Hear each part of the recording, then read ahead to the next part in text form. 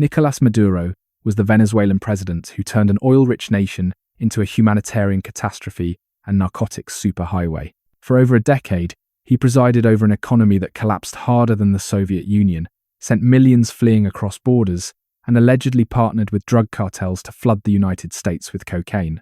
The Justice Department didn't just call him corrupt, they called him a narco-terrorist. By early 2026, Maduro had survived assassination attempts, international sanctions, and diplomatic isolation, but he couldn't survive what came next. Donald Trump, freshly inaugurated as president, decided that diplomatic pressure wasn't enough anymore. The US had indicted Maduro years earlier, but he sat comfortably in Caracas, protected by loyalists and a fortress-like compound. So Trump did what no US president had done in Latin America since the Cold War. He authorized a full-scale military operation to pull Maduro out of his bedroom in the middle of the night. Delta Force is the US Army's most elite and secretive special operations unit, designed to handle missions so dangerous that failure isn't just embarrassing, it's catastrophic. Officially called the 1st Special Forces Operational Detachment Delta, this unit operates in the shadows, specializing in hostage rescue, counterterrorism, and high-value target capture. These are the soldiers who train for years to breach fortified compounds, neutralize armed resistance, and extract targets from hostile territory without leaving a trace. They don't wear uniforms with patches. They don't give interviews. They exist in the space between plausible deniability and surgical violence. When the White House needs someone captured alive from the heart of an enemy capital, Delta Force gets the call. And on January 3rd, 2026, they got the call to fly into Caracas and drag Nicolás Maduro out of Venezuela. The operation would involve over 150 aircraft, airstrikes across the capital, and a helicopter insertion into a compound that Trump himself described as a military fortress. This wasn't a covert snatch and grab. This was a full invasion designed to look like one man's bad night. Operation Absolute Resolve was the code name for the mission to capture Maduro, and it sounded exactly like something a general would name after watching too many action movies. But the planning behind it was anything but theatrical. The operation took months to design, involving extensive intelligence gathering, diplomatic maneuvering that never happened because Congress wasn't even informed, and rehearsals so detailed that US forces built a full-scale replica of Maduro's safe house just to practice breaking in. The CIA had been inside Venezuela since August, tracking Maduro's movements, his routines, his vulnerabilities. They mapped his pattern of life, a clinical term for knowing when someone sleeps, eats, and feels safest. By early December, the plan was finalized. The strategy involved a massive air campaign to disable Venezuela's air defenses, followed by a low-altitude helicopter assault, carrying Delta Force operators into the heart of Caracas. Weather delayed the mission for days, but on the night of January 2nd into the 3rd, the skies cleared just enough. That's when Trump gave the order. And that's when 150 aircraft launched from 20 bases across the Western Hemisphere. The Airpower Armada. Over 150 aircraft participated in Operation Absolute Resolve, turning the skies above Venezuela into the most concentrated display of American military power since the invasion of Iraq. This wasn't a stealth mission, this was a statement. The Armada included B-1B Lancer bombers from Dyess Air Force Base in Texas, F-22 Raptors from Joint Base Langley Eustis in Virginia, F-35 Lightning IIs from the Vermont Air National Guard, FA-18 Super Hornets, EA-18 Growler, E-2 Hawkeye early warning aircraft, intelligence and surveillance drones, and helicopters from the Army's elite 160th Special Operations Aviation Regiment. The aircraft launched from 20 different locations across the Western Hemisphere. Their mission was simple: destroy Venezuela's air defense systems before the helicopters carrying Delta Force reached Caracas. General Dan Kane, chairman of the Joint Chiefs of Staff, explained that as the force approached the capital, the Joint Air Component began dismantling and disabling air defenses, employing weapons to ensure safe passage for the helicopters into the target area. The operation also involved knocking out electricity in Caracas, plunging the capital into darkness just as American helicopters descended. The breach. The helicopters from the 160th Special Operations Aviation Regiment, known as the Night Stalkers, flew into Venezuela at an altitude of just 100 feet above the water, a height so low that one mistake would send them crashing into the Caribbean.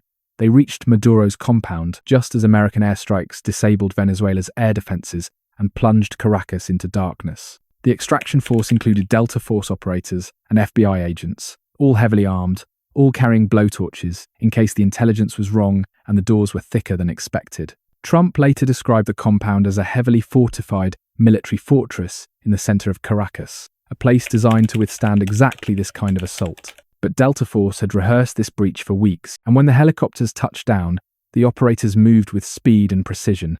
They disembarked under gunfire.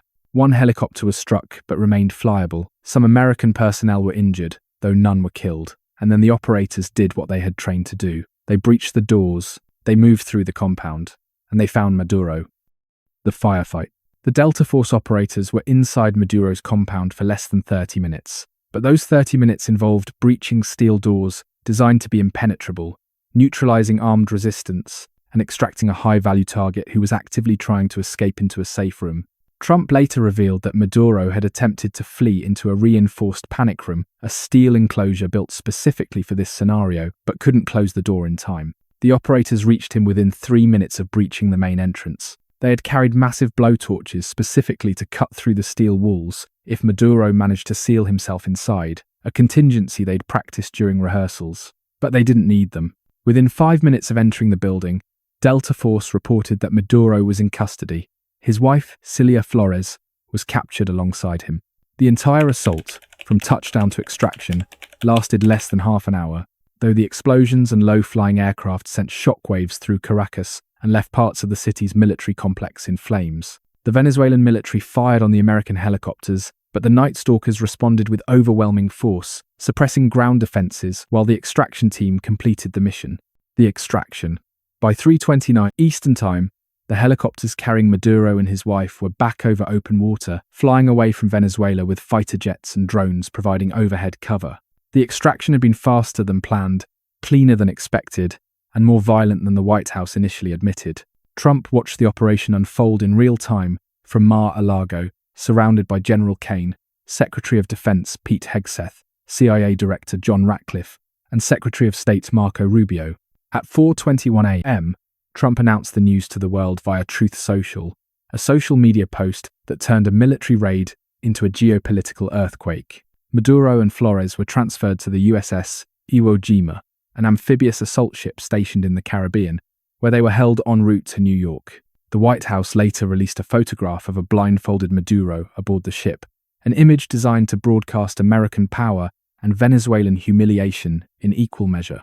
The operation, which Trump called unmatched, had achieved what no other American president had attempted in Latin America since the Cold War.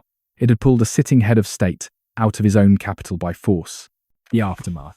Maduro arrived in New York on Saturday afternoon, landing at Stewart Air National Guard Base in Newburgh, before being transferred by helicopter to the Metropolitan Detention Center in Brooklyn, the same federal jail holding accused assassin Luigi Mangione. Photos obtained by news outlets showed a handcuffed Maduro being escorted across the tarmac by Drug Enforcement Administrator Terry Cole and federal agents.